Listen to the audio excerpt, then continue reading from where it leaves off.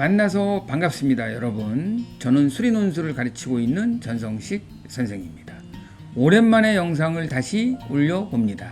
제 유튜브 영상을 보시고 댓글이나 상담 전화 등 많은 관심을 가져주셔서 다시 한번 감사의 말씀을 전합니다. 아울러 슬기로운 수리논술 준비를 위해서 저희 맥스 수리논술TV가 함께 하겠습니다. 오늘은 수리논술로 대학 가기 대학별 집중 분석 편으로 경희대에 관해 낱낱이 살펴보겠습니다. 다음 화면 보시죠. 자, 2022학년도 경희대 논술 전형을 한번 들여다 보겠습니다. 모집 인원은 501명을 선발합니다. 경쟁률은 2021학년도에 47.4대 1이었고 2020학년도는 54.7대 1이었습니다. 올해 2022학년도 경쟁률을 조심스럽게 예측을 해본다면 경희대가 올해 과학논술을 폐지했습니다. 자연계열은. 그래서 경쟁률이 조금 더 상승할 것으로 예상을 해봅니다. 자, 논술 전형 일정을 보면 9월 1일날 여러분들이 평가원 모의고사가 끝나고 9월 10일부터 13일 월요일까지 원서 접수 기간입니다. 논술고사는 11월 20일부터 21일 이틀간에 걸쳐서 시험을 봅니다. 물론 해당 학과에 따라서 토요일, 일요일 나눠서 시험을 실시합니다. 최종 합격자 발표는 2021년 12월 16일입니다. 자, 전형 방법을 보면 논술고사와 학생부가 70%대 30%의 비율로 들어가는데 실제적으로 이 수치는 큰 의미는 없습니다. 경희대 학생부 등급별 환산 점수표를 보시면 경희대는 5등급까지 크게 내신의 불이익을 받지 않을 것으로 보입니다. 다음 화면 보실까요?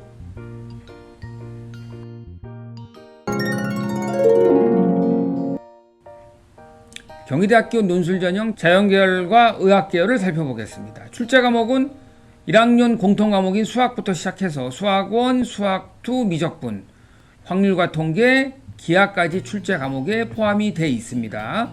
의학계열도 마찬가지고, 자, 경희대가 올해부터 수리논술만 실시하고 과학논술을 폐지했습니다. 자연계열은. 의학계열은 여전히 과학논술이 남아 있습니다.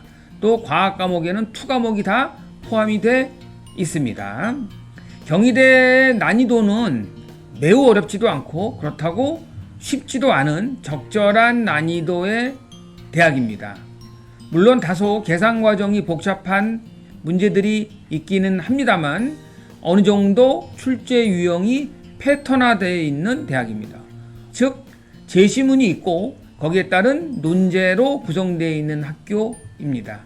자, 대학에서 제시한 출제 방침을 한번 보면은 제시문과 논제에 대한 정확한 이해를 기반으로 응용력과 분석 능력을 평가한다고 얘기를 했습니다.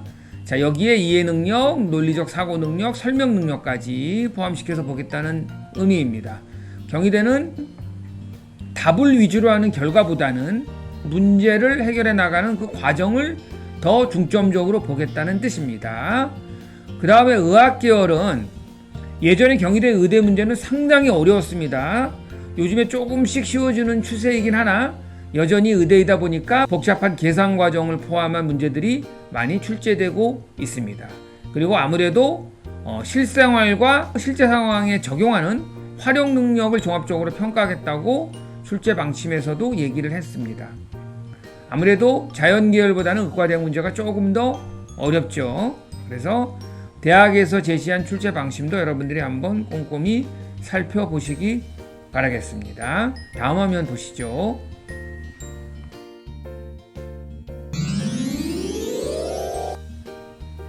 자, 다음으로 경희대학교 출제 유형과 출제 내용을 한번 살펴보도록 하겠습니다. 자, 표로 깔끔하게 출제됐던 내용을 정리를 한번 해봤습니다. 일단 먼저 시간은 자연계열하고 의학계열하고 120분으로 동일합니다. 근데 경희대 자연계열은 과학논술을 폐지했기 때문에 수리논술 문항이 한두 문항 더 늘어날 것 같습니다. 자, 그 다음에 의학계열은 역시 과학논술을 실시하기 때문에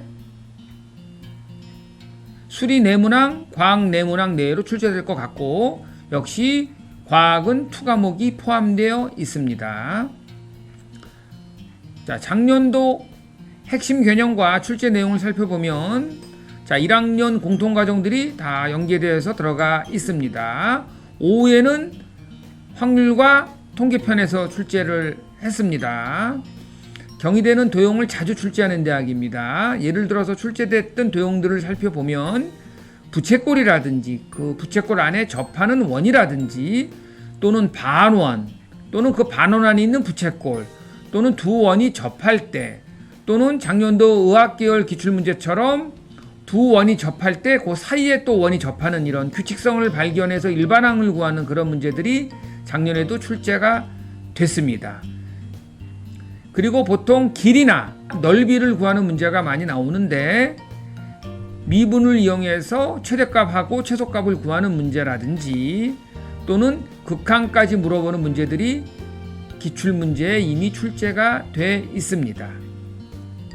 경희대는 어느 정도 제시문을 통해서 패턴이 정형화된 문제 스타일이기 때문에 처음 푸는 학생들은 다소 어색할지 몰라도 기출문제를 어느 정도 풀다 보면 경희대 문제만의 스타일에 익숙해지실 겁니다.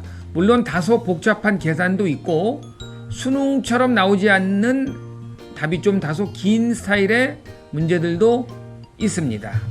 자, 경희대가 모의논술을 실시했는데 모의논술의 출제 단원을 보니까 곱셈 공식, 사인 법칙, 덧셈 정리, 역시 중요한 증가감소, 극대극소, 그 다음에 확률이 들어가 있더라고요. 그래서 제가 보기에는 경희대는 기하보다는 확률에서 어느 정도 나올 수 있는 가능성이 있다고 봅니다.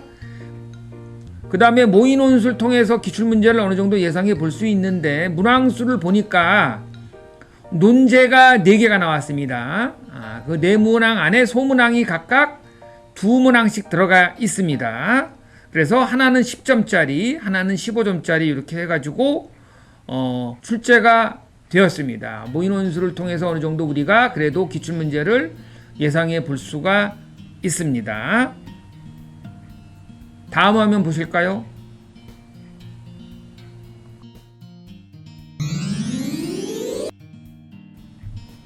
경희대학교 자연계열 수능 최저학력 기준부터 살펴보도록 하겠습니다. 약학계열 포함한 자연계열은 국수, 영, 과탐 2개 합 5등급 이내입니다. 한국사도 5등급 이내여야 합니다. 과탐 한 과목은 잘 본 과목 상위 한 과목을 반영합니다. 자, 경희대 약대가 다른 약대에 비해서 수능 최저학력 기준이 낮은 편에 속하기 때문에 경희대 약대 올해 지원 경쟁률이 상당히 높을 것으로 예상해 봅니다. 의학계열은 국수, 영, 과탐 3개 합 4등급 이내입니다. 역시 한국사도 5등급 이내입니다. 그 다음에 여러분들이 관심 있게 봐야 될 상황이 바로 시험 일정입니다.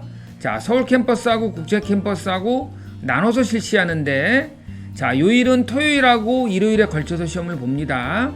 공대하고 응용과학대는 토요일날 3시부터 그 다음에 이과대학, 약학대학, 간호과학대학, 생활과학대학, 전자정보대학, 소프트웨어 용합대학, 생명과학대학은 11월 21일 일요일 오전 9시부터 시험을 실시합니다.